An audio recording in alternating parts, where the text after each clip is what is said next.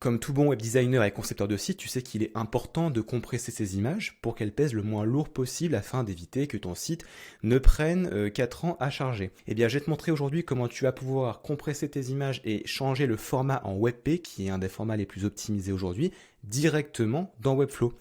Pour ça, on a un petit outil qui est un peu caché, faut le trouver, mais il est là, regarde. Tu vas te rendre au niveau de tes médias, juste ici. Donc quand tu as ouvert tes médias, tu vas tomber donc sur tes images, tes vidéos, etc. Et là, tu vas pouvoir comme ça déployer le panneau des médias, juste ici.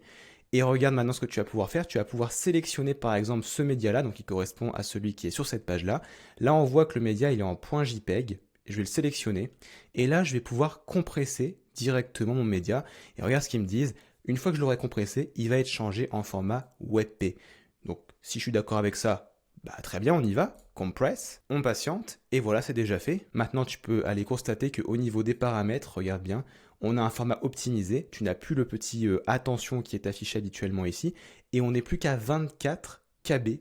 Donc c'est vraiment excellent. On peut refaire sur une autre image, par exemple, regarde ici, on a encore un JPEG. Je te montre la différence là, engrenage, voilà. Donc là, on est à 300 KB, donc c'est déjà à peu près optimisé. Mais on peut encore l'optimiser plus, on peut le sélectionner. Et si on veut même, on peut en sélectionner plusieurs. Regarde ici, voilà, on en prend 3. Et là, on peut compresser directement.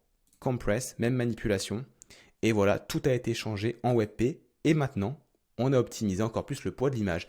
Voilà, c'était tout pour ce tuto-là. En tout cas, ça nous fait gagner un max de temps. Si tu as aimé l'astuce, n'hésite pas à mettre un like à la vidéo. Abonne-toi à la chaîne pour être tenu au courant des prochaines leçons qui sortent sur la chaîne.